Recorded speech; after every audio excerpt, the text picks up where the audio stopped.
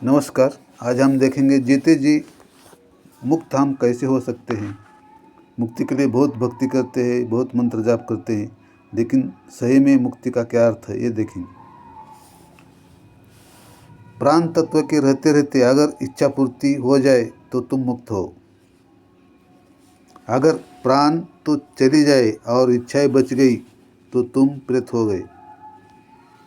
उदाहरणार्थ भागवत में धुंधिकारी और गोकर्ण की कथा आती है।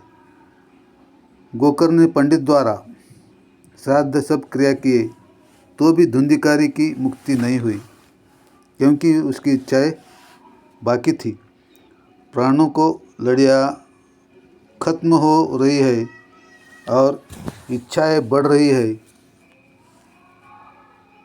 जितनी भी पूजा मंत्र तप करो, मंदिर में दर्शन करो, लेकिन प्राण शक्ति बुझने से पहले तुम्हारी इच्छाएं पूर्ण नहीं होती। अब कुछ ना पाना है ना कुछ खोना है। जो मिला तुम्हारी कृपा से, ऐसे भगवान को बोलना। जो नहीं मिला उसकी मुझे ज़रूरत ही नहीं थी। जो प्राप्त है वही पर्याप्त है। मरने के बाद भी सर्वत्र दुख, मरने के बाद भी मुक्ति नहीं है। जीते जी मुक्ति है। धुंधकारी के लिए गोकर्ण ने सर्व क्रियाकर्म दिव्य पंडित से किए, लेकिन वो भी मुक्त नहीं हो गया, क्योंकि उसकी इच्छाएं उसके साथ थी। वहाँ गया ने भी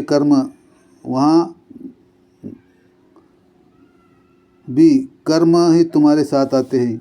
इसलिए अगर प्रेत नहीं बनना है तो प्राण रूपी पेट्रोल रहते रहते अपनी इच्छाएं को पूर्ण करो। इच्छाएं उतनी रखो जो पूर्ण हो जाए। अनंत इच्छाएं कभी पूर्ण नहीं होगी। दुनिया में तुम्हें कोई प्रेत बनने से रोक नहीं सकता।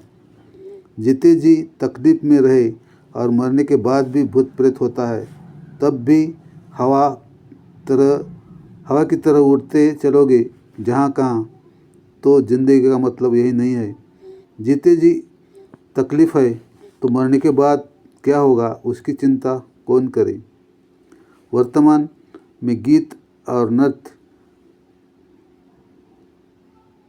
में तुम रुचि लो, मुस्कुराहट लाओ, चेहरे पर मुस्कुराहट लाओ।